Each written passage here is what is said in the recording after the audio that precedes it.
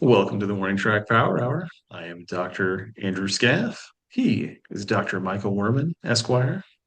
On today's show, we'll be recapping the NFL's Week 12, talking about the Kansas City Chiefs' victory over the Indianapolis Colts and other games in the league, and through our best of our locks of the week from last week, which were uh, terrible again for myself and mixed for you, but terrible again for me, Mike. Uh, no recovery in sight right now.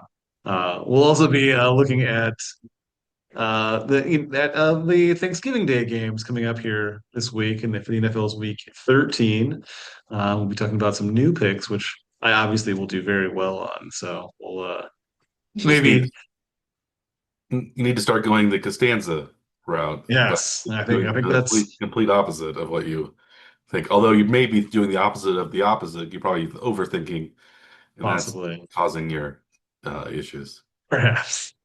You need to So go obviously, I'm going to one. fix it this week. You need So to go yes, one more opposite. yes, that'll do it. All right. We'll start today's show with the Chiefs' victory over the Indianapolis Colts. Overtime, they didn't necessarily inspire a lot of confidence during the game, but they did get the win, and it's essentially another playoff game that they basically have to play every week at this point now. Every game is basically a playoff game for the Chiefs. Mike, they did win, so are you now more confident in the Chiefs, or are you still sort of on the fence at best with them right now? Well, I'm kind of on the fence, but I'm also somewhat confident because if you look at the stats in the game, they dominated that game. Um, the Chiefs had let's see, 33 first downs to 10 for Indianapolis. Uh, they had 494 total yards to 255 for Indianapolis. They had two turnovers, which made the game closer. That Mahomes pick at the beginning of the game was particularly bad. It seemed like it would, and that was almost a pick six. And then it seemed like when Kareem Hunt fumbled in the fourth quarter, also down near the goal line of Indianapolis, that was going to. I thought that was the end of the game, really, because I thought they weren't going to come back after that, but they did. So Mahomes, I think Mahomes played pretty well, other than that a really bad interception, but. Yeah, the Chiefs really outplayed. If you at least just looking back, they really outplayed the Colts. So you think that the Chiefs really, the game maybe again was closer than it should have been. It was also, I guess, the first win of the season for a one-score game for the Chiefs. Now they're 1-5 in one-score games, so maybe they're turning that around. So I'm a little more confident than I was thinking I would be, but they have two tough games in a row coming up. They have the Thanksgiving game at Dallas, and then the home game against the Texans following that. So, I would be much more confident if the Chiefs are 8-5 rather than 6-5. So, um, Of course, yeah, yeah. yeah. So it's still up in the air, but I was ready to believe that they weren't going to win this game when it was 20-9 in the fourth quarter. But then but the comeback um, was somewhat inspiring, I should say. So I'm a little bit I'm more in their corner now than I was before going into the game. So I guess yeah, I'm a little more optimistic. How about you? Did you think this was a game to build on, or was this a game that was just a lucky win, or something in between, or what's your take on the Chiefs' playoff chances now that they're 6-5 and they finally won against a game against a winning team with a winning record?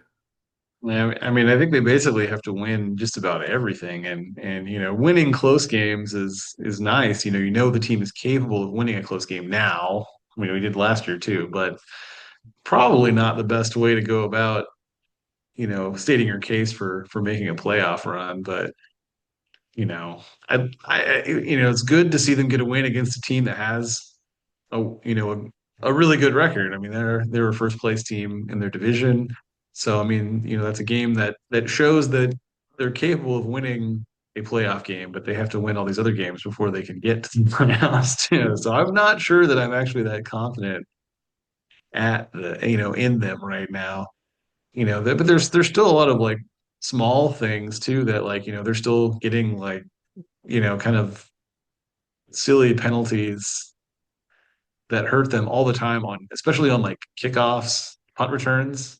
There's like some kind of penalty on like every kick return. So like I'm not sure why they even like try to return kicks. Just don't block anybody, don't hold anybody, just fair catch it, let it go to the end zone. Just Yeah, don't get backed up any further. but it seemed like every drive they started was inside the 10-yard line or inside at least inside the 20-yard line. And Right. every drive Indianapolis started was around the 30 or so. And yeah, Remigio had some returns that weren't very good, but also yeah, there seems like you said, it seems like there's a block in the back penalty or a holding penalty. Yeah. Every Anytime there's any success, there's some yeah, kind of penalty. Or if Mahomes scrambles, even in some of the non-return situations, you see Mahomes scramble, then something will have happen like behind him that he didn't know happened, right? yeah, Too. So stuff like that. There was another touchdown taken off the board, yeah. The right? With a weird, uh, kind face of mask, like a pick. phantom face mask play. Well, that was a different play, wasn't it? Was the one was on like the phantom pick or something, wasn't it? That wasn't Or a touch. wait, oh, that wasn't the touchdown though. That No, no, that the was phantom face mask was the touchdown one. yeah, that was the I'm Kelsey mixing those up. touchdown. But that's the second time they've had that sort of phantom face They mask in the also had a, I last. think there also was a pick penalty that shouldn't have been called. If I Yeah, remember. like they said like Kelsey like blocked somebody into another player, but there was no contact Yeah, between the other player, the two defensive yeah, players. yeah. And the Chiefs, they only scored one touchdown, so Yeah, the whole game it was because they had the 2-point conversion, so they had 5 field goals from Butker, who seems to maybe have been corrected his most of his issues. He had a, I guess, kick blocked against Denver, right? But other than hmm that, he's been pretty good the last several weeks. So maybe that issue has gone away. But yeah, the rest of the special teams have been bad, especially with penalties, especially. And like you said, yeah, just let the punt, don't feel the punts anymore. Just let them go, because at least yeah. I don't. you'll have the I ball think where the if they punt like if is. the team knows they're not trying to return things, then they shouldn't be holding anybody. They shouldn't be blocking anybody back. There's no reason to block anybody, period, right? Just catch it, right? Fair catch it. Or Go they from could, there. or they could just go for a punt block every time and have line up All out. all out, and then maybe they can get a block, or again they probably rough the punter though or something, get penalties that way. Um, It's gonna happen. It's for sure gonna happen. yeah, but just all out, no, maybe have one guy back a little bit because in case there's a fake or something like that. But uh, No. yeah, I don't. Yeah, the punt returns haven't been very good. They haven't been. Yeah, Remigio seems like he's. I don't know. Is he just? Is he wasting a roster spot at this point? Because he doesn't get on the field Yeah. on offense, and he doesn't seem to offer any better returns than any of the other returners Yeah. special teams this year. But Well, I don't know what else you would do though, right? I mean, because if you don't use him, you're putting another player that, maybe used in some other way at risk then I guess too, yeah, right? So, or you just have another specialty. At least he, if he needs to come in, he can come in as a receiver or some kind of gadget type player, but they don't really need that right now. They've got so many options on offense, right? So he basically is just a returner, unless something crazy happens during the game and he becomes necessary in some other way, right? yeah, because he's yeah. I guess you'd think I don't know. Can Thornton return kicks or can one of the other? Probably. Guess you don't want. I guess Worthy's been injury prone, so maybe you don't want him back there. But Yeah. But it's Thornton probably would be a decent option at least, right? Because he's really only being used as like the deep throw once or in a while. guy. Right, like one maybe once per game scenario where they take one shot at him and it's not all, it's not usually there right now. So yeah, may as well do something else the rest of the game, right? Yeah, yeah. So I don't know. Yeah, it's the special teams. I think has been the weak point. The defense played well against the Colts. I thought they held Mhm. Jonathan Taylor down. They also made Daniel Jones kind of come back to earth and look like Daniel Jones more than he's been looking like lately. Right. So yeah, the first it seems like the first early on, like early in the game they seem to have trouble with like scripted plays that the other teams do. Like the first drive always seems to give them fits. But then the defense settles in after that. Uh, Yeah. but yeah, it's been yeah. I don't know. The Chiefs. I think they played a pretty good game, but it was a very close game. One maybe a game like last year where the Chiefs were eking out victories that and had that gaudy record. But yeah, this year they haven't been able to do that as much. But I think there's going to be more. I think that the schedule I think is going to start leaning more towards home games for the Chiefs. I think they played more on the road this year than they have uh, at home. At least they have. No, maybe they played six at home and five on the road. So I think there are three home Mm. games left and three road games. So they played nine Mm. home games this year, I guess. Mm. 5-1 at home, 1-4 on the Mm. road. Yeah, I mean, you would think that just in general, like, you'd win some of those close games, right? Like, so like, they could be a couple wins higher if they just won close to half of their one score games. They've just been very unlucky, I think, right? Yeah, yeah. But that seems to make a big difference in the league, at least as the league is playing games right now. There've been a lot of close games, a lot of upsets of late too across the league, and I don't know. It seems like games have been closer than they have, or at least in the earlier part of the season, right? Like, we have not done very well on our spreads the last couple of weeks in No, general. not on the big board. No, the spreads have been Yeah, bad, especially for me lately. That's been the spreads that have been um, overall not so great. But yeah, it's been unusual. I don't know. We just been it's been really hard to predict yeah. this past couple weeks. But and speaking of spreads, I did make a pick. We want to transition to our locks of the week. I did make a pick on the Chiefs Colts game. I picked the Chiefs at -3 over the Colts, and it turned out to be a push because they won by a field goal. On the big board, I think the Chiefs crept up to -3.5. Right. So we lost. I lost betting on the Chiefs on the big board, but I did at least manage a tie, a push because they won 23-20 the overtime game with Buck kicking the field goal. The Chiefs, it didn't seem like they were even trying to score a touchdown. They were only trying to get the field goal in overtime. And it seems like they could have won it in regulation as well. They would have been up by four probably if they had scored a touchdown at the end rather than getting a field goal. So they had their chances, and I think they were a much better team if you look at the yardage and time of possession, first downs, things like that than the Colts were. But they still only managed to win by three, so that ended up being a push. Should we go into your locks of the week, Dr. Scaff, and discuss some Sure. of the games that happened in week 12? Yeah, you were again 0 for 3 this week. So you've been either 3-0 or over 3 the last several weeks, it seems like. Unfortunately, it's been 0 and 3 this week. What was your first anti-lock of the Yeah, week? 4 weeks in a row, all or nothing, and six of the last 8 weeks have been all or nothing.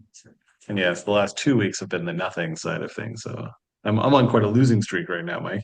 Hmm.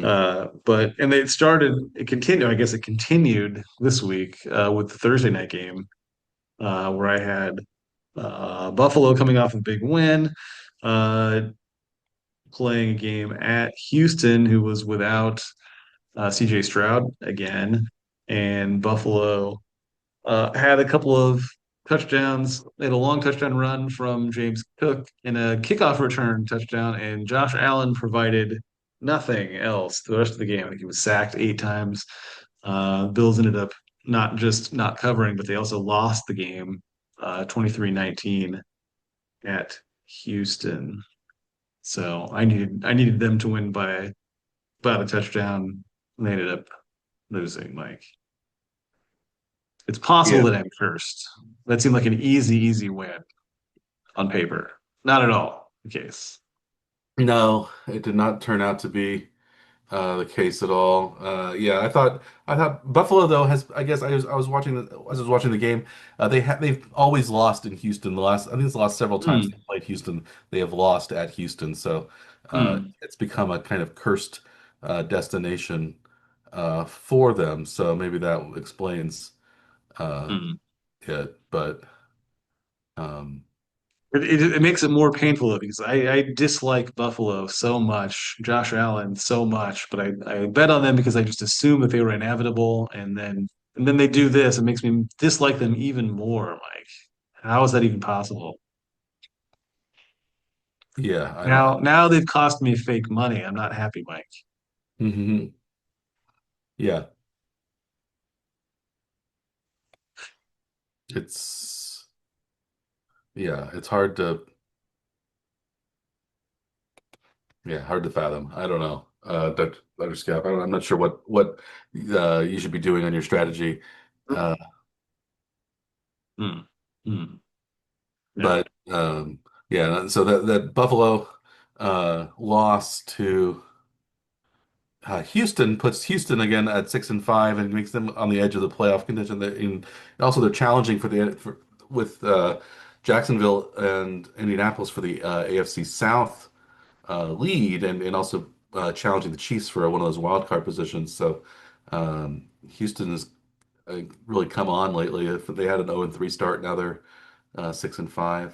Um, so the Chiefs play Houston in 2 weeks, not this coming week, but the next week after that. So they really need to beat Houston to have that tiebreaker over them to um, secure a wild card spot, I think, or at least a playoff spot. Maybe the Chiefs. I think the Chiefs have to win out and then can hope for some luck to have any hope at the division at this point, probably. Uh, Yeah. but anyway, yeah, that. Uh, so the Bills, the Bills were favored by how many points? 5.5 5.5, and they lost by four. outright 23-19. by four. Yeah, 23-19. Um, I didn't check to see if there were any scorigamis. Mm. There was one last week, I believe. Or maybe it was this.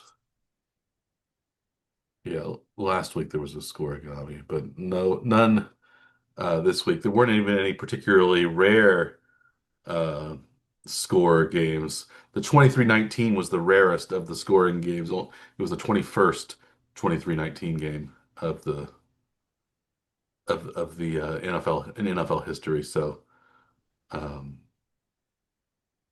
yeah, so this week had a lot of boring scores. No unique No numbers. unique numbers. Two games finished with identical scores, 24-10. The Browns over the Raiders and the Falcons over the Saints. Perhaps the two of the worst possible games finished with the same score. I don't think either of us bet on either of those games on our locks of the week. Mm. Um, Oh, I did. I had one of them. oh, you did have one. I was thinking, oh, yeah, oh, that's why I was. Maybe that's why I was thinking gravitating over one. So you want to talk about your second Yeah, uh, we just lock talk of the about that week? one. The one 24-10 game, as you just mentioned it, though, was the Atlanta New Orleans 24-10. You already said the score, uh, I had the over in that game. That was the one that I assumed would somehow it would be an unlikely game to go over.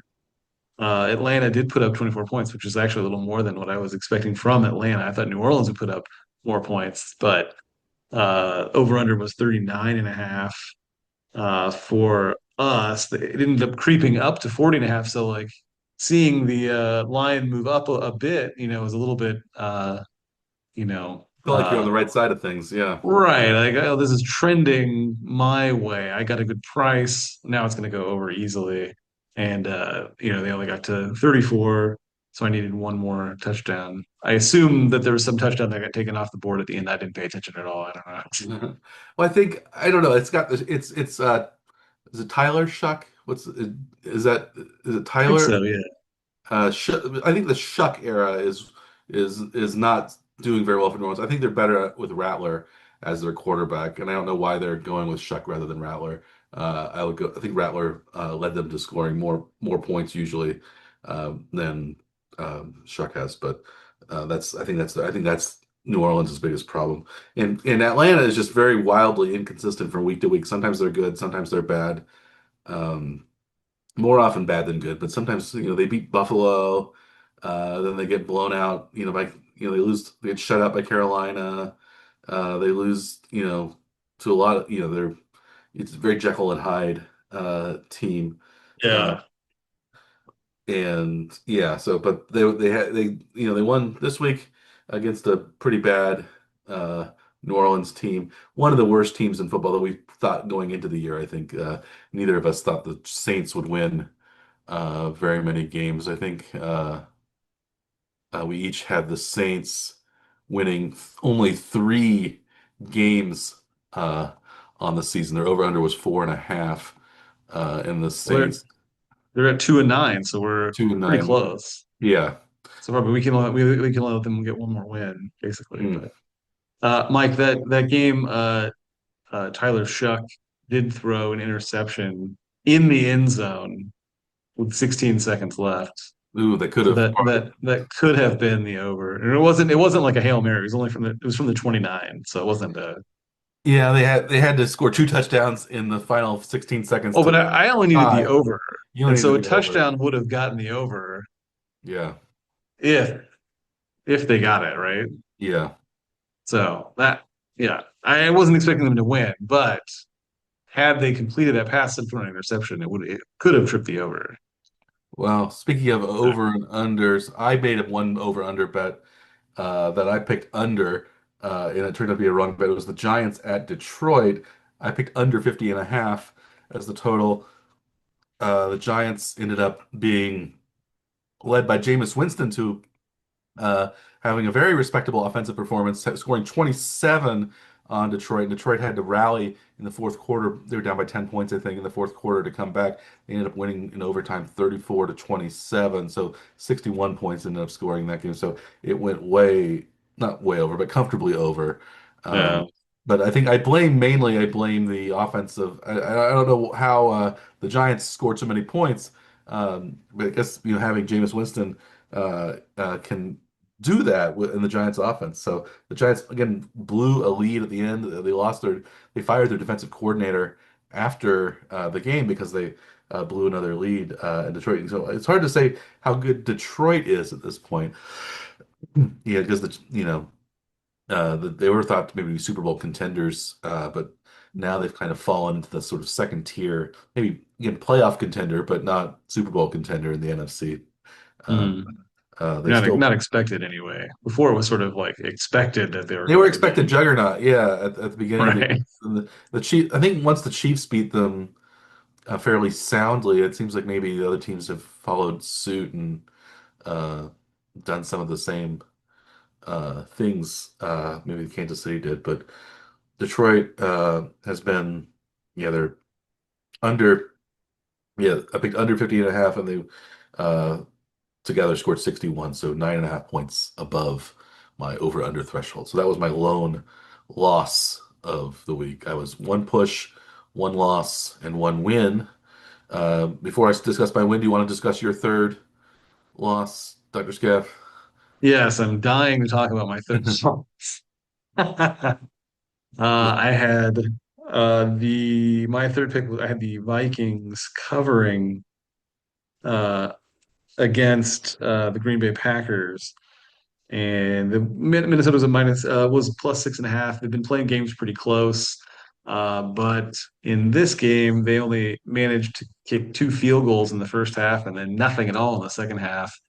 Ended up dropping their seventh game of the season now, 23-6 at Green Bay.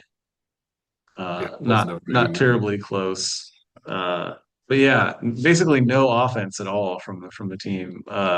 JJ McCarthy was 12 of 19 for a mere 87 yards, two picks, was sacked five times for 35 yards. So total passing yards for the game was only 52 yards. Mike, that's not enough in this day's NFL, right? To Mhm. show any kind of success, right?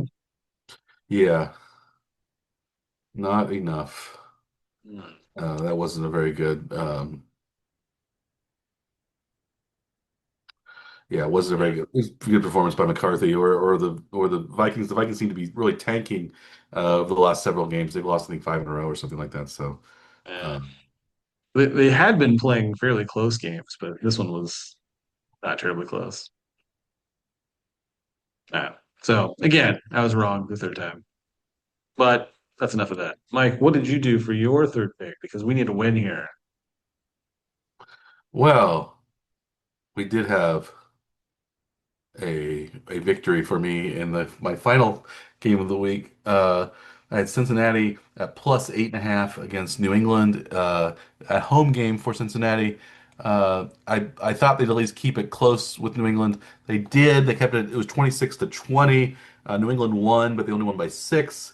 So I won that lone game this year. So I was correct in picking Cincinnati, even though they didn't have Jamar Chase. They don't, again, no Joe Burrow, although Joe Burrow seems like he will come back uh, for a Thanksgiving game against Baltimore.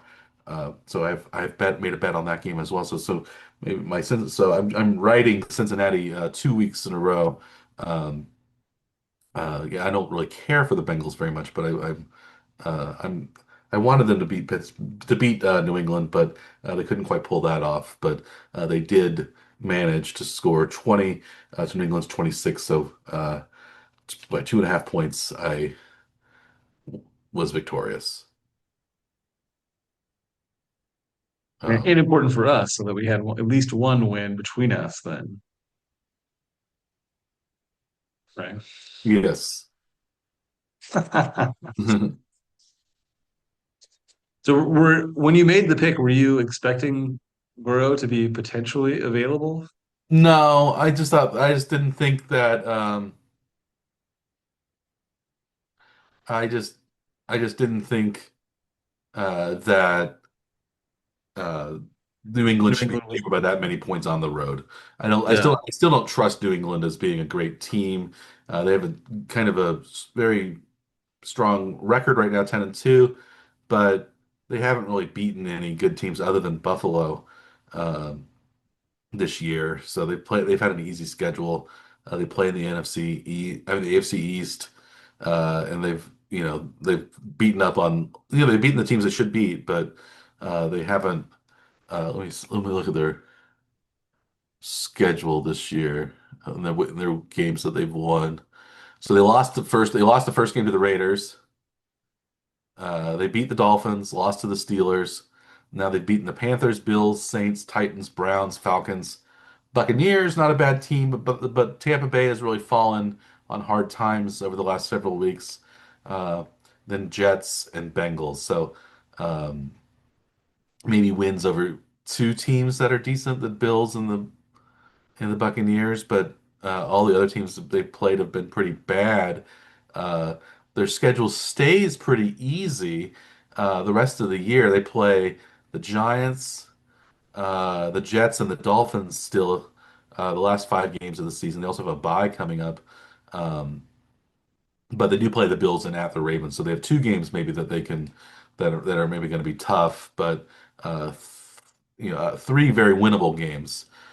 So, it seems like maybe New England might have the, easiest chance at getting home field advantage. And if you're a team like the Chiefs, that is something that maybe that's actually a good thing because if the Chiefs get in like as a number seven seed or something like that, they knock off the number two, then they can go to New England for the divisional game, and that would be a much easier game, I think, than going to uh, Baltimore, or going to Buffalo, or going to one of Right. these um, you know other maybe other destinations. So that might be a route into the AFC Championship game for the Chiefs if they are one of those lower seeds. If they're like a sixth seed or a seventh seed, getting into the playoffs.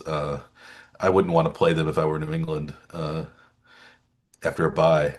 So, Yeah. Well, into the playoffs, like nobody wants to play Kansas City, right? I mean, mhm. nobody wants Kansas City, right? Because No, even if they make the playoffs, everyone knows they're a threat, right? yeah. If you're Buffalo or if you're Baltimore, maybe you do because you want to beat them because you come up close, come up short against them. But if you're one of those upstart teams, like I think like um, the Patriots are, yeah, yeah, you probably don't. But it seems like the Patriots might have a 14-3 record or something like that going in. They might be the number one seed in the playoffs. But yeah, I don't think they're that good, however. But we'll see what happens. They could still lose to the Giants on Monday night. They could lose to the Bills and the Ravens. I could see them losing the next three because the Giants have been pretty frisky offensively, and they almost beat the Broncos. They almost beat the Lions. You know, so maybe they've got some things figured out with former Chiefs assistant Mike Kafka as the head coach. Would you rather have Mike Kafka as the offensive coordinator now or Matt Nagy as the offensive coordinator? Anybody but Nagy, Mike. I Yeah. seriously thought they'd try to bring back Bieniemy when he became available, but no. I don't know where Bieniemy is. Is he anywhere right now? I'm not sure where he is now. It wasn't he's a like a offensive Oh, he's the running back. assistant He's the somewhere. he's the running backs coach for the Bears right now. Okay. Yeah. The Bears are winning a lot of close games this season too. Are they calling them like the cardiac Bears? Yeah, they've been winning a lot of close games. But they also been winning a lot of games against not so great opponents. Uh, Right. they lost their first two, the Vikings and Lions, and they won four in a row. They lost to the Ravens.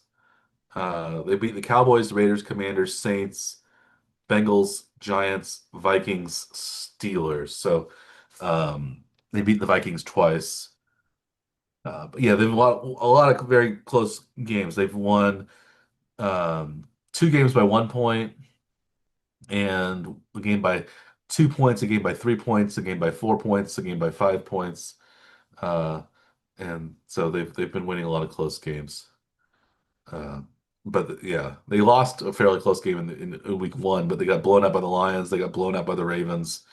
Um, so we'll see how good they are. They play at Cincinnati. I mean, at Philadelphia on the Black Friday game this weekend. So that might be an interesting game to watch. Both Philly coming off a loss to Dallas against at home against the Bears, who've been playing. You know, but again, you can only beat the teams that you play. So. Um, but it seems like the schedule has really dictated a lot of the results this year for some teams. Like, you know, teams that are in bad divisions have gotten really favorable schedules, or um, and then like some teams like the Chiefs, I think that they've had Chiefs seem like they've had about the toughest schedule so far. They haven't really played. They've only played a couple of cupcake teams. They seems like they've played uh, playoff teams every week. Uh, Every week. Yeah. or teams that are challenging for the playoffs uh, every week. Let's see. So they played. So the first two games were losses to playoff teams: Chargers, Eagles. They beat the Giants, not playoff. They beat the Ravens, who are playoff. Lost the Jaguars, playoff. Beat the Lions, playoff.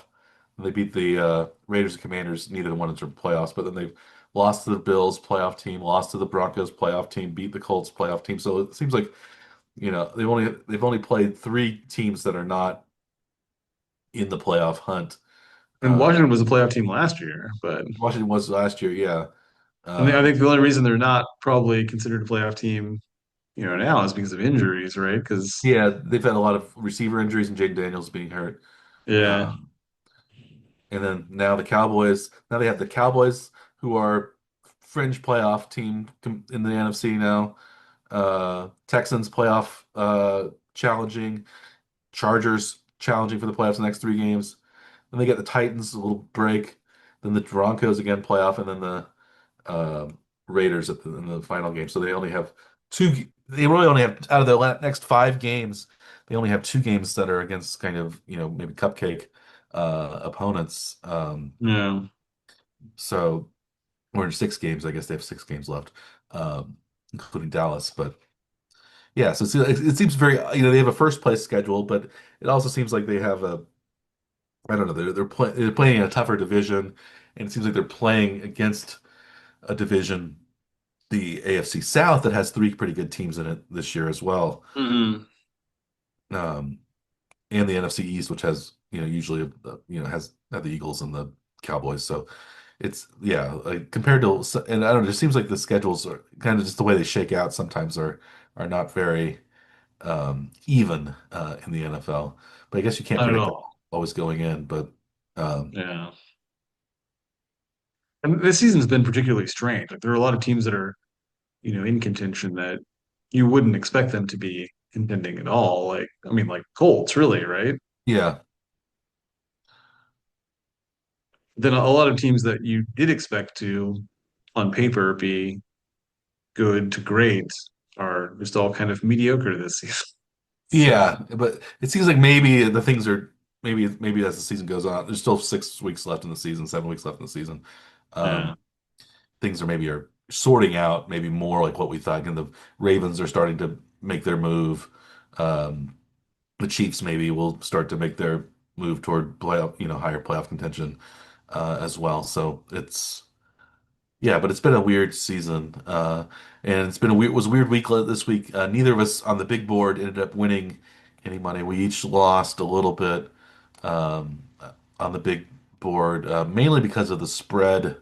For me, the spread, and I guess the money line I didn't do. I lost as well. The over unders I did very well because we got a lot of unders uh, this week, but The over-unders killed me this week. I did terrible on the over-unders. I only got 3 of 14 over-unders, Mike. 3 of 14. No, that's not good. And that was it turned what, should have been a win of a week into a loss for the week for me overall. So I lost eight $815 on the over under, and I was down 476 for the week. So yeah, that if I was just even on the over unders, that I would have been in the green or in the black, depending on which Hmm. color scheme you're choosing here, right? Yeah. Positive.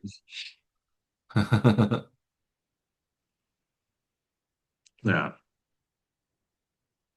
Yeah. How did your total shake out? You were almost just under 500, right? Or just under even money?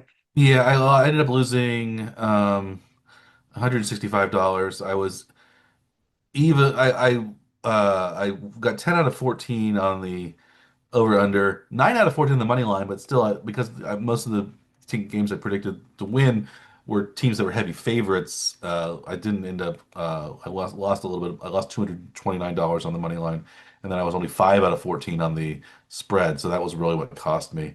Um, but the unders have really cashed for me the last 2 weeks. I've won about $1,000 just on under betting. So I'm going with all unders again. Not even thinking, just all unders All and unders. Yeah. yeah, And up a then thousand hopefully bucks. I can again I had said usually the under pays a little bit better than the over. Now it's even on the year. I think there have been exactly as many unders as there have been overs on the season. There have been 89 overs and 89 unders. So I've broken even, at least in terms of the picks. I've lost a little bit of money betting on the over under, which is uh, but I still not, but now I'm better on the over under than I am on the spread.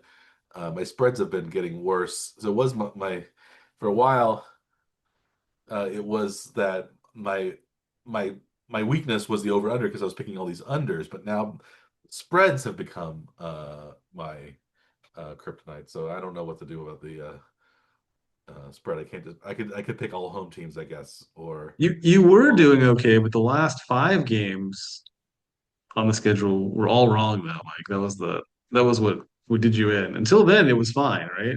I got You'd the have first been, three right. Then only uh well yeah, then only but you the would have been last 5-4 through the first nine games, but then yeah, zero every and other five game. to close out. Yeah, not so good. For I was a little lucky because I got the last five games. And so like that's the only reason that our scores were close this week is because Yeah, we were different on yeah, all those last five. Yeah. it was a complete flip on the last five games. So like that's odd that one of us picked them all right and one of us picked them all wrong, right? So was well, I think was there an error on the big board? Was the Dallas game a push against Philadelphia? Uh Oh wait, Dallas. no, no, Dallas No, was Dallas was Dallas the was three to three minus point Dallas was underdog. So minus they three. Yeah, Dallas was yeah. plus three instead of minus. I was that's what. Yeah, I looked at that one earlier. There was a mistake earlier that I had caught that because I had Detroit uh was minus 12 and a half, and we'd both taken the Giants, but I had not credited us with the win on that one, and so I had to Oh, put it okay. back in. So That's that was the yeah. one that I fixed Oh, good. that I Okay. caught when I was finishing the updating our sheet here for this week. So we ended up losing. Each of us lost a bit of money. I'm still behind you by about 900, 800, $900 on the year, but neither of us, we're both losing money, hemorrhaging money. So again, it's not good to bet on every game, usually. Um, Uh, and we're proving it every and, week. and our locks of the week haven't been any better. So we're still losing on the locks of the week. So I believe I'm No. 15. Was it 15 and 20 and 1 on the locks of the week? Yes. And I'm like And 13 and 23. thir 13 and 23. So Yeah. yeah. Down Wow. $1,000 on what is that, 3,600 Yeah, and I maybe? guess I'm only down 500, so it's a Yeah. little better. Not so bad. So that's better on I'm doing than our big boards, I think too, right? I'm doing a little better on the locks, and you're doing a little better on the big board, but we're down in both of them, so neither of us should be uh, making prognostications. It seems like in Vegas this year, but we did better last year than we did this year too. This year's been a little Yeah. for us. I don't know. Um, Let's see where we were at week 12 last week or last year. Uh we were both doing a little better. We were both still under though. I was down about 12% on the year. You were down 22% at this point. hmm. Week 12. This week in this year, I'm down 25%. You're down 35% Yeah, on the not so season. good. Not very Yeah, good, Mike. anti-investments we should be making. Yeah, But right. maybe week 13 will turn things around. Should we just go ahead and start talking about week 13? We don't really have much of a other sports to talk about this week. So um, the biggest game, I guess, on the schedule, at least in our mind, is the Thanksgiving game between the Chiefs and the Cowboys. Do you think and the Chiefs are favored again by 3.5 points? They've been favored by 3.5 points. It seems like the last 3 or 4 weeks, they've been favored uh, Right by around that. around that number. They lost the first two of those games against Buffalo and against Denver, but they won the game against Indianapolis. Now they're favored again against. So Vegas still likes the Chiefs. They're favored again against the Cowboys. So do you think the Chiefs will pull out a win in Dallas on Thanksgiving? I mean, they should win. I'm pretty sure they should win. I don't want to be very confident in this though, Mike, because I my picks have not been doing very well right now. So I think that they're more than capable of winning. I think what Dallas is has a pretty prolific offense, but the Chiefs defense is really good. So as long as they can avoid penalties, they're going to be in the game. It should be a close game. I don't think either team will run away with it. And I don't expect it to be super high scoring either, though. I don't know. What are you thinking? How do you think this game's going to go? Um, well, I did make one of my locks of the week. Maybe we'll start with that. In the KC Dallas game, it's a 52.5 over under. I predicted the under. So that's my first lock of the week is the under 52.5 KC at Dallas. 'Cause I think the Chiefs will be able to hold Dallas. Dallas has a very prolific offense, but so did Indianapolis. They only scored 20 points against the Chiefs. And Mhm. seven of those points were essentially given away by Mahomes in the early going with the interception that was where Mahomes tackled the uh, guy who intercepted it at about the 2 yard line. So they didn't, it was only It was two. pretty fluky, though. I mean, it was tipped and then caught by the same guy, which doesn't happen all that often. No, but it should have been. Mahomes shouldn't have thrown it. Like the guy was right in No. front of him, so he should have done something different with it. Uh, Yeah. Or force. just kept it or Yeah, something, right? yeah. But again, it's one of those drives again, like we talked about, that started way back in Chiefs territory because of I think probably because of a penalty on the special teams. Uh, Yeah. so it wasn't a good place to be. But I still think the Chiefs will be able to hold Dallas because the Chiefs defense has been pretty good. It hasn't been as good on the road as it's been at home, but I think the game will be lower scoring than 52.5. So I hope the Chiefs win. So I hope it's something like um, 20, 28-14, something like that would be a nice game for the Chiefs. So and a comfortable under. Uh, so that's what I'm hoping for at Yeah. least. Comfortable win and comfortably under. Comfortably under, yes. I thought you were going to go right around that 3.5 point line and say it was going to be like 24-21 or something like that, just to be, just so you can thread the needle, Mike. Yes. You Maybe take next take time. Dallas on the to cover but not win, something like that. Yeah. No, I don't want to do that either. I don't want to split it. I don't want to thread the needle on this one.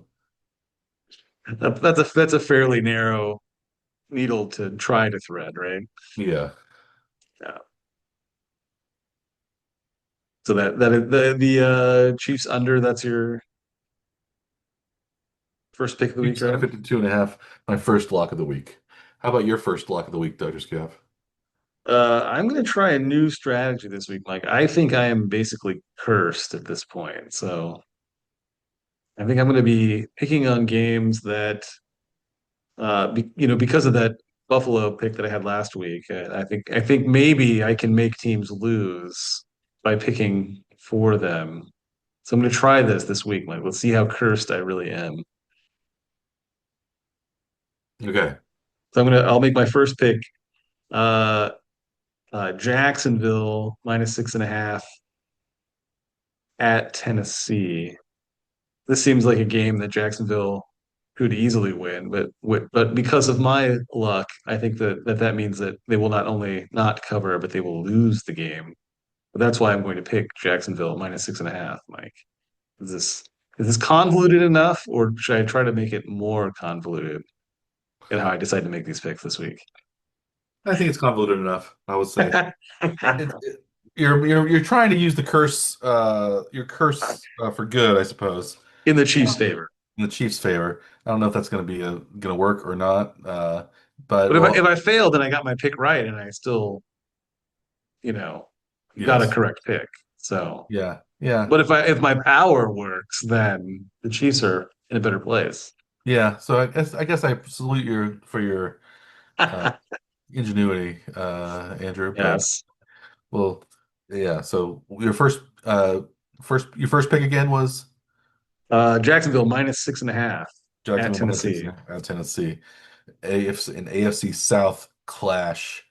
A Um, game that I don't want to watch at all, actually, but I bet you're going to watch every minute of it. no, probably not. But my second lock of the week is an AFC North battle, and that's another game on Thanksgiving. So I'm making two Thursday picks, which may Oh, may wow. be not so wise, but I still feel like Thanksgiving Thursday games are a little different from regular Thursday night games because I don't know, maybe just because it's more. It's they seem like bigger. They're bigger games. It seems like than a classic Thursday night uh, clash. Um, Right. so the Chiefs are it's one of these traditional nationally televised games. So this is Cincinnati at Baltimore. Joe Burrow, as mentioned before, is making his return for the Bengals. The Bengals and also Jamar Chase, who was suspended last week, will be back. I think T. Higgins might be out, but having Chase in will help. And I think having Burrow back really lifts the Bengals' floor quite a bit. And Baltimore's been playing really well lately, but they've been playing a lot of scrub teams. It seems like to get their record back to 6-5. They were 1-5. Lamar Jackson's been healthy, and now they're up to 6-5. But I think if Burrow plays reasonably well, Cincinnati can at least keep it close with Baltimore. So a full touchdown um, I have to work with. So I like Cincinnati +7 at Baltimore. I don't know if they'll win. I don't know if Cincinnati will win, but I think they have a chance of winning with Burrow playing. They would have no chance of winning probably with Flacco at quarterback. But with Burrow there's a chance of winning. And I think since there's a chance of winning, um, there's also a good chance that they can cover the 7 points. So I'm going with Cincinnati +7 at Baltimore. And you are correct. Burrow was a full participant in practice today, Tuesday. So that usually puts them on track for playing on a Thursday game. And you're also correct about T. Higgins, who has been ruled out for Thursday night's game. Uh, concussion still. Concussion. But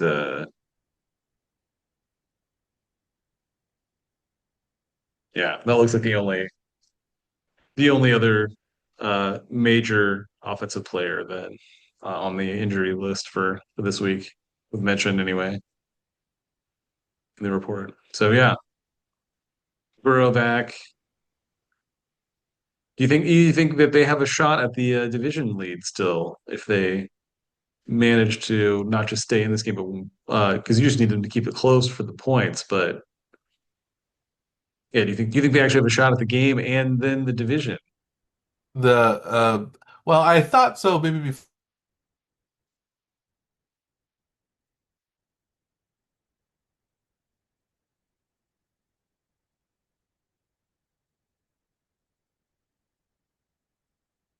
what's the record they um some luck, I think.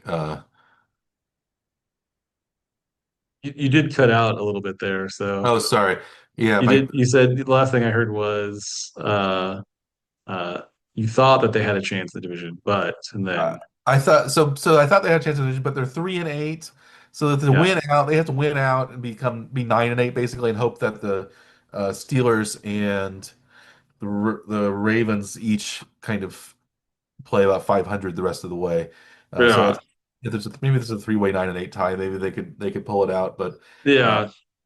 I'm not confident. If they were if Seems I would unlikely if the then. Bengals were 5-6 or 4-7, I would think maybe they could pull it out. But that eighth loss is an issue because they're three full games behind the Ravens and the Steelers in the division right now. I don't the tiebreak the division record. The Bengals division record is actually pretty good. So I think if they let's see, if the Bengals win out, they play. They have a tough. They have the Ravens, Bills, Ravens. They've two more games against the Ravens, one more game against the Browns. Uh, if they can win, I guess Ravens, Bills, Ravens. Then they have Dolphins, Cardinals, Browns to end the season. So if they can win the next three games, you like their chances to win the three games after that. Uh, Yeah, but you'd also have to have the Ravens lose at least one more game somewhere. And let's see what the Ravens schedule uh, looks like. So if the Ravens, uh, they'd have to lose two more games besides the Bengals. So the Ravens play the Bengals, Steelers. So they have to lose one more game because they would have lost twice to the Bengals. So right, they don't have to lose one more game. So they have two games against the Steelers, a game against the Patriots, and at the Packers. So actually, the Ravens have a pretty tough schedule. So you actually maybe would like the Cincinnati's chances if they won out to win the right, division. But they'd have to win. They have to win all six games basically. Uh, right. so Every game's a playoff game then. yeah, Yeah. But Burrow's back, so I'm sure they're going to be very excited about that. yes. The Steelers would also have to lose a couple of games, but they have multiple games against. They play the Bills, Ravens twice, at the Lions. So yeah, I can see them going 9-8 as well. Um, Yeah, so for the Bengals, they'd want like the Ravens and Steelers to split their two, I split, suppose, right? yeah, And then yeah, just to make the division more convoluted. yeah, Yeah, murkier. yeah. So yeah. I'd say it's a.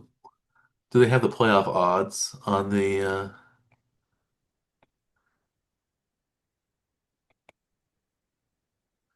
Um, Yeah, they don't do it on ESPN's side. yeah.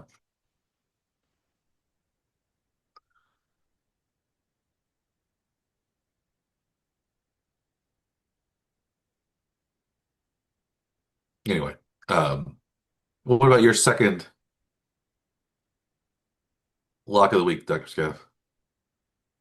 My second pick, so again, these are going to be games uh that the Chiefs would like to see happen. Uh, so I think the next one is a little bit more complicated because it's in the Indy Houston game.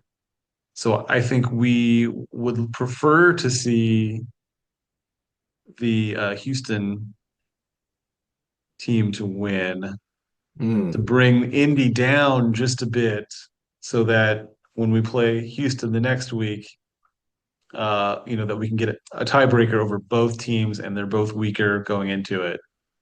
So for us to want to get to that, I need to pick Indy to win their game. So I'm going to go with Indy minus 4.5 versus Houston in Indianapolis. Indy minus And four and that, a half.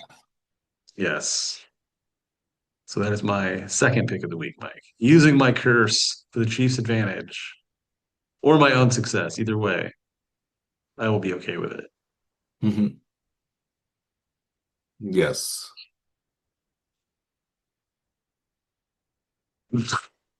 Yeah, I would be happy with. I would like to see the. Um, I guess you would like to see the Colts lose and the Chiefs beat the Texans the week after that, because the Chiefs would have a tiebreaker on the Texans, and they would also have the tiebreaker on the Colts because they beat the Colts earlier. So, and you want the Colts maybe to come back to the pack a little bit. Um, the problem, I guess, there's you mentioned, Jacksonville. They probably won't lose to Tennessee, but who knows? Because the Probably Chiefs, not. But Jacksonville has the tiebreaker. Jacksonville is the one team that has the tiebreaker over the Chiefs yeah, uh, right now in the NFC South, in the AFC South. So, um, again, yeah, it's like I am a scientist. So right now I'm testing a theory that says that I am cursed, right? And so this is my experimentation to determine if I'm cursed and how severely I am cursed, if I am cursed. yes, Also, the answer to your question about the Bengals playoff odds currently less than 1%. If they win their game this week, they get to a full 1% if they win Okay. this week's game. But if they lose, they are out. They give them a 0% chance on this on NFL.com's site. So there's your answer on that question. How Yeah. about your third pick of the week, Mike? My third lock of the week is going to be not a Thursday game or a Friday game, but a Sunday Oh, game. So I'm moving to the actual weekend. Um, and that is a game between the team that I've been betting on somewhat a lot uh, this past several weeks. That's the Carolina Panthers. They are playing the Los Angeles Rams at home. The Rams are favored. Rams are rightly favored in this game, but they're favored by 10.5 points on the road in Carolina. It's a cross-country trip, and and Carolina hasn't been too bad this year. They lost at San Francisco last night, Monday night, but um, in a low scoring game. But they've been pretty good this year, especially at home. So I don't I think the Rams will probably win that game, but 10.5 points is a lot of points. And I think that's a lot of points to carry on the road, especially against a team that's not that bad this year. So I like Carolina to keep it a little bit closer. Again, the Rams have played really well lately, but is this a game that the Rams really are pointing at as maybe a trap type of game for the Rams? Uh, the Rams are 9-2 right now. They play at Panthers, at Cardinals, home Lions, at Seahawks, at Falcons, home Cardinals. So they have a pretty easy schedule actually. Two Cardinals, Falcons. So maybe three winnable games and three more difficult games if you include this Panthers game. Um, so um, maybe, but yeah. So I still think that the Panthers are still a kind of fringe playoff team, especially excuse me, with Tampa Bay coming back down to earth over the past several weeks, so they can challenge for the NFC South title. The Panthers are 6-6 right now, um, and the Buccaneers are only 6-5, so they're both only a half game out of the playoffs right now. So it's a and they have two games left against the Buccaneers later in the season. So maybe they could even beat Tampa Bay if they play their cards right. So um, Baker Mayfield did take an injury in the last game that did he, not look he so good. yeah he sprained his shoulder or something. His left is not his throwing Yeah, shoulder, but his non-throwing shoulder. other Turns out you still need that shoulder though for, moving twist around and and moving stuff. around, holding the ball, or at least And you don't want to get tackled and land on it if yeah. it's already injured too. So that's not good. But Mhm. uh, but yeah, I mean, he was holding it like it was basically immobile for a while there. So, Mhm. but he came back out and played some more after that. Did you watch any of that game, the Tampa game? I saw him get hurt. I didn't watch much of it other than that. Yeah. Um, I watched. It was one of the late games. I didn't. I think I watched more of the. Um, I ended up watching actually more of the Raiders and Browns for some reason. Hmm. I haven't seen that one yet. Yeah. Um, Yeah. but that was your. Uh, that was my third. I guess third lock of the week was the Carolina plus 10.5 versus the Los Angeles Rams. What is your uh, third lock of the week, Andrew? Third lock of the week, again, sticking with the same theme that I'm going with this week. The team immediately ahead of the Chiefs in the division is the Los Angeles Chargers. They've got what should be a relatively easy game, which means that if I pick the Chargers to win, they're destined to lose, Mike. So I'm going to take the Chargers minus 10 uh, at the Las Vegas Raiders. Nice. So when I lose that pick, oh, that's in LA. So it's Chargers minus 10 at home against the Raiders.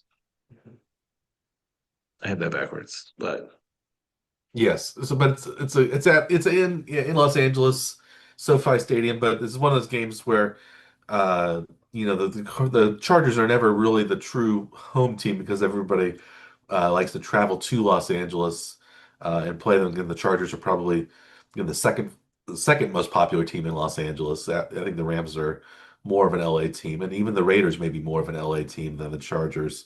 So Right. that I could see that being a near home game. Although the Raiders are playing now without their offensive coordinator, Chip Kelly was fired after the Browns loss. So I don't know who's going to be running the offense. I don't know. It might actually be Kenny Pickett behind under center instead of Geno Smith. I've heard. I don't know if that's going to happen or not, but it's a Ooh. possibility.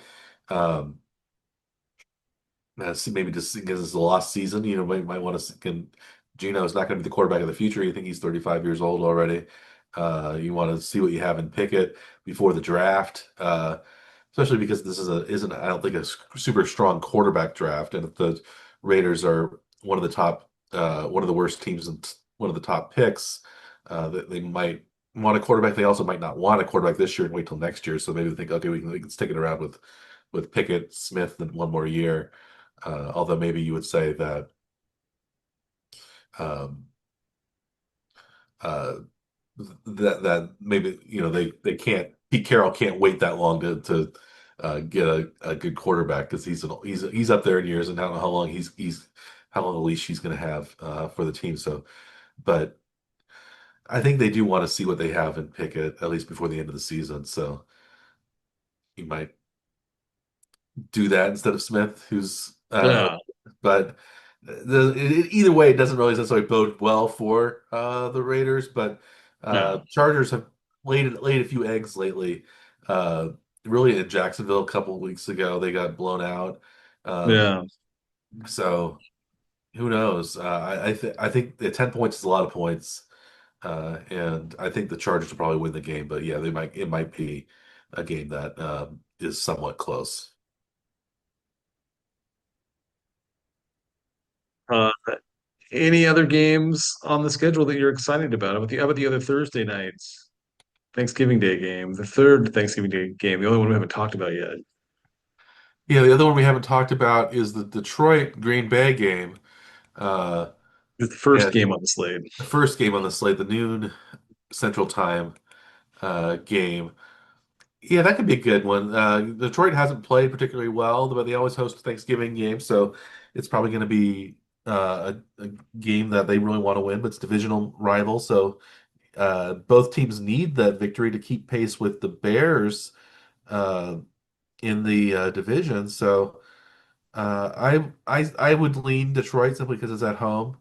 But how about you? Do you like the Packers or the Lions to take that game?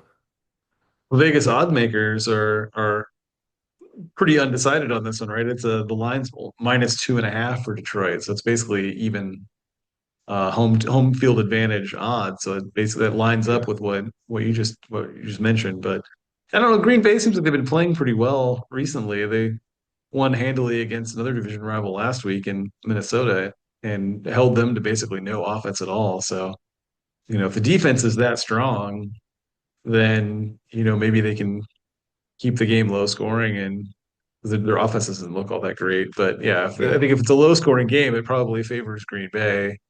If it's a shootout, then I don't know who's actually favored in that one in that case.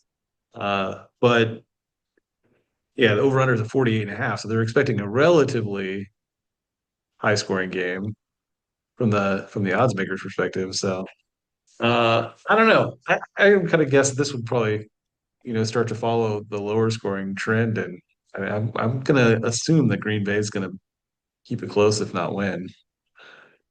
yeah, And then this week we yeah. also have a Black Friday game too, Mike. And that's going to Is be a good that game is too. that game Yeah, exciting to you? I think that's a good game because it's got Bears and Eagles, and it's kind of you want to see if the Eagles are going to bounce back after their loss to the Cowboys last week, and you want to see if the Bears are a legitimate team.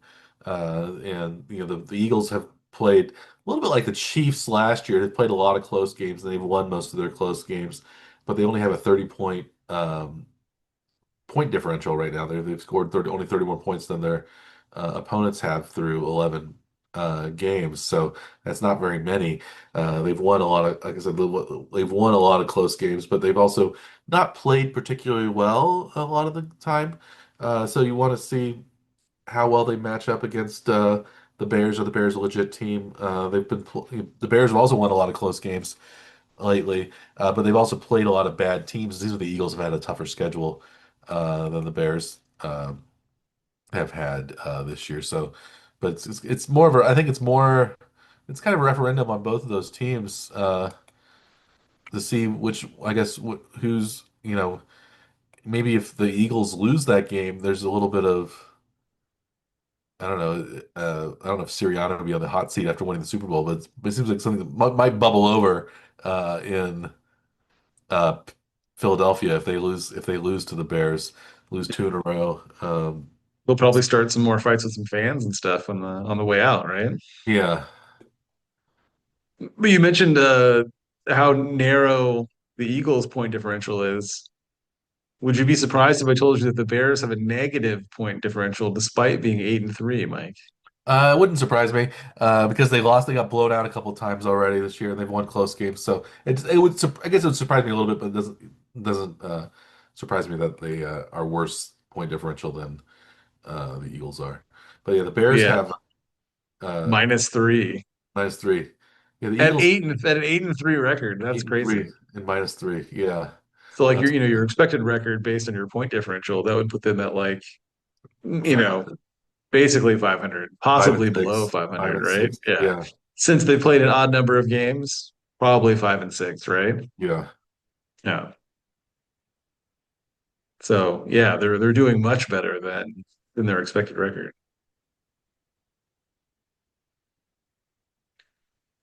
Well, Yeah, hopefully, like the Lions are 7-4 and plus 83. yeah. Or the Chiefs are 6 and 5 and plus 70 something, Yeah, 6, I think. Um, 76. Yeah, yeah. it's crazy, So we crazy. have we have all that to look forward to this week. Any other games catch your eye? One thing we always like to do here, though, is talk about the duds The type duds. games that are on there. There were a couple of this week too, right? Yeah, I We've think there got are two that we New had pointed out before Orleans. we went on the air. Yeah, No, any game involving New Orleans has a chance to be a dud, and New Orleans Miami might be pretty bad. Especially Miami's been playing better, but New Orleans has just been bad. I think they should get rid of Tyler yeah, Shough and we go back to Spencer Rattler. But I don't know if they're going to do that or not. probably not. That's a dud. I think maybe even duddier is Atlanta at the Jets. Both noon games on Sunday, so Yeah, they kept those away from the holiday or the premier slots on the Sunday night, Monday night games. but the Sunday night Monday night games aren't much better. They're it's maybe two lopsided games. We have Denver at Washington and the Giants at New England. Which of those underdogs do you think has a better chance of winning? Is it Washington at home, or is it the Giants who played a lot of teams tough lately at the Patriots? I don't like the Giants have been playing games really close. They've been blowing leads late. So, maybe with their change at defensive coordinator or a head coach, I guess, right? No, they changed the head coach recently, right? And they also fired the defensive coordinator last And the week. defensive coordinator. That's right. Oh, no, that's right. Yeah, after Blaskin, they just fired the defensive coordinator. So yeah, maybe, Mike, they can actually hold on to one of these leads. But it's against the Patriots, so Patriots are probably the better. I don't know. These games seem, they seem like they should be easy wins for Denver and New England. But Yeah, the spreads though aren't that big. They're only a touchdown spread. yeah, that is pretty odd, isn't it?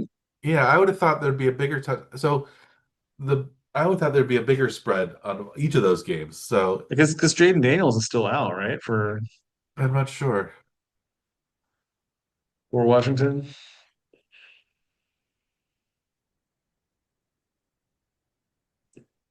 He was supposed to be out for quite a while. He returned to practice. Long shot to return Sunday, it says. So unlikely to play against the Broncos. Uh, yeah, ESPN just has him as questionable. No notes on Okay. him on here. So yeah, that's all it says is just questionable. But still, I would, yeah. So that's a Even little with Jaden surprising Daniels. that the games are so that the spreads are so small. So I'm a little surprised that again the Rams are plus 10.5 at Carolina. It seems to be to me a closer matchup than either of these two games. Yeah. So that's one reason maybe I went with the Carolina Rams spread. So maybe I would pick the favorites in these each of those two games as in my on the big board, but going forward. Although I think the Giants I would go with the Giants having the better chance because like you said they've been leading good teams uh in the fourth quarter and maybe at one point maybe they will finally be able to hold on to one of those leads. Although you could also say Washington at home, home team always has a better chance of winning than an away team. So I don't know which team I pick. And the Broncos I think are riding very high, but they might be due for a bit of a fall. I think it would be better in the Chiefs' interest if each of those teams lost. So Yes. that would be good for the Chiefs. And the Chiefs, of course, need to win against Dallas for it to matter. But Right. so do you think the Chiefs they need to win out to make the playoffs? Do they need to be 12-5 or will 11-6 get them? I think we're thinking 10-7 might not get them in Yeah. I think playoffs. because the division is like it is, unless the Chargers like drop out. If they're I mean, I think there's gonna be like two teams that have playoff spots right now are gonna have to just like collapse for the Chiefs to get in with a 10-7 record, would be my Yeah, guess. The Chargers being one of those teams that would probably have to collapse because you don't want you don't want to have to be the third team qualifying from one division, right? yeah, That makes it seems like your odds are much worse if that's the case. So, uh, I mean, they need to win a lot of games, right?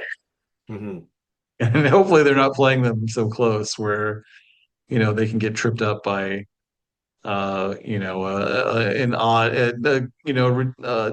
some kind of like invisible foul that gets called, or another face mask that isn't a face mask. 'Cause that's like what two in the last couple of games too, right? That were like uh, that, where it was like grabbing the side of the helmet but not the mask, and there was no like tug or anything like that. It was just turning the helmet. But seeing the helmet turn is like what the officials are looking for. They're not looking for fingers inside of the mask and pulling. yeah, So if they see that sort of twist motion, even if it has nothing to do with the mask, they're still calling that penalty. yeah. Ah, I don't thing, know. with stuff like that, like it's they've already had that hit them a couple times and hurt them. Like it could, you need to avoid scenarios where that can hurt you again, right? Isn't that what they're hoping for? I guess So I they don't. should they don't want to be playing games so close where one call can No, tank you them. want That's the point I'm trying to make I here. see. I see. That makes more sense. Yeah. Yes. I was a little distracted, I guess, when I was listening to your point. I Uh was just rambling on, and now I've landed the plane, Mike. I'm done. Okay. yeah, the Chiefs, I think, do not want to be involved in close games where No. one small thing can make a difference. So that's been good for the Chiefs because they've been winning blowouts this year for once. The Andy Reid gentlemanly home stretch hasn't really come into play so much this year. Although they did, kneel down against the Raiders, with like 3 minutes left and stuff like that. But No. um, it hasn't mattered in terms of keeping a game artificially close, just so the Chiefs Right. can win, by these close margins. So hopefully, I think the Chiefs maybe are a little more desperate this year to try to win and win big, just to make sure that because they don't have any margin for error.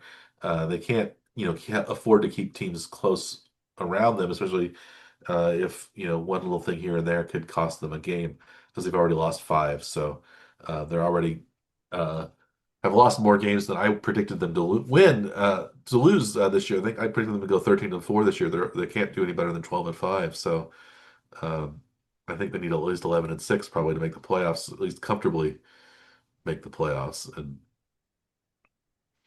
We both have them at 13 this year. I had them at 12. yeah, I'm at 12. They still need to win out to get my win total. And the over under was 11 and a half. So the only way they get to the over is to win them all. Yeah. Yeah.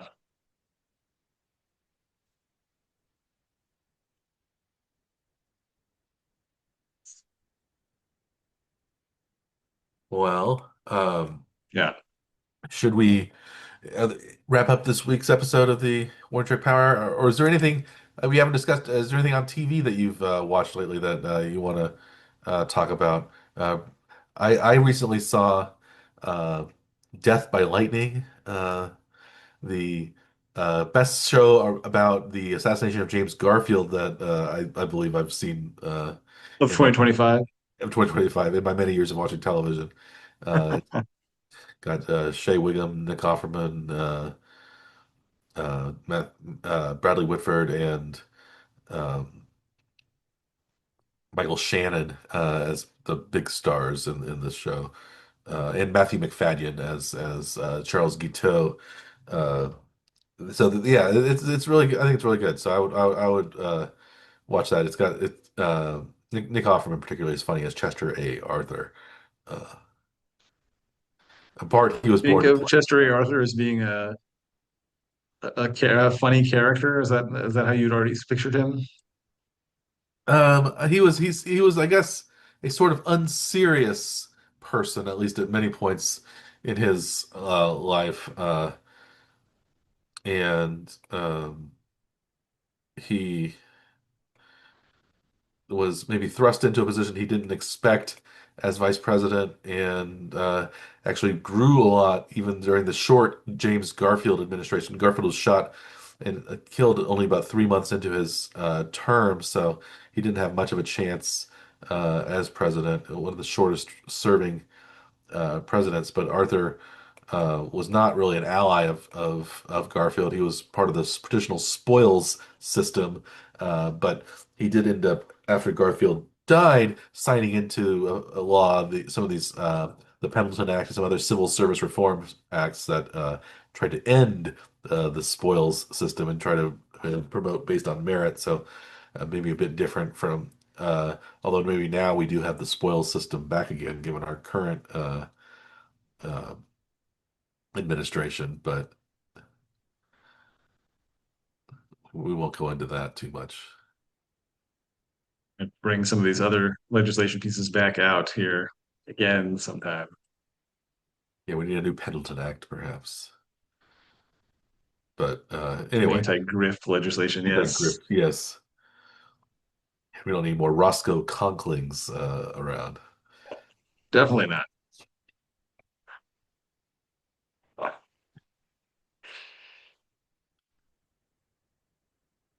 Hmm. Yeah, But now a very different type of show, though. Have you heard about or checked out the Chair Company yet, Mike? I've heard of it. I haven't. I have not watched it yet. It's got Tim Robinson, who's just kind of weird. I know. Uh, Amazingly weird, though. yeah. Yes, the his sketch show, I think you should leave with Tim Robinson was great. That was a Netflix series. Uh-huh. Totally worth I watching. didn't watch It's that. great. Yeah, I did Yeah. watch the movie Friendship with Paul Rudd and Tim Robinson, which was kind of a weird movie. It was I interesting don't movie. think Tim Robinson does stuff that isn't weird though. But the Chair Company is fantastic though, Mike. Not a sketch show like I think you should leave, but a sort of drama-esque comedy. Okay. Totally worth it though. Like deep dive into one person's commitment to find the truth, Mike. That's what it's about. But it's Tim Okay. Robinson. Fantastic. I think you'll like it. You'll like his humor, I think, in this. And in I think you should leave. There's some like just insanely hilarious stuff in both of those shows. Well, I will check that out if you check out Death by Lightning. I will. So those are our recommendations this week at the Power Hour. We also have our recommendations in terms of our picks. I think we are more confident in our TV recommendations than we are our football recommendations. But hopefully each of them will turn out positively this week. So uh, as always, I am Dr. Michael Werman. He is Dr. Andrew Scaff. We are the Warning Track Power Hour. Please like and subscribe to our YouTube channel or our podcast, which is available on many different podcast delivery platforms, including the one you're using right now.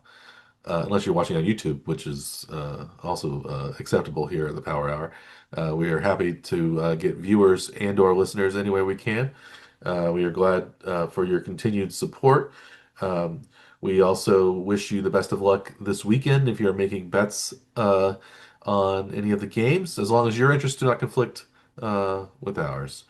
And so we'll be back next week with another exciting post-Thanksgiving episode of the Power Hour, where I guess we'll each be 10 pounds heavier uh, Like it. next week, possibly. Most likely.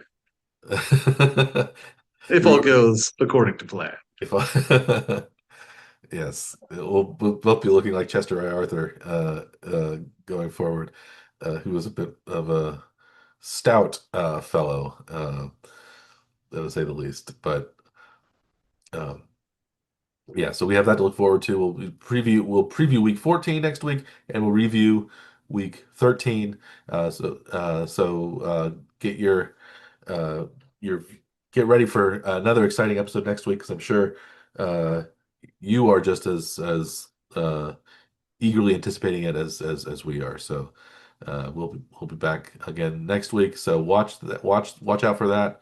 And until then, we'll wish you a good day.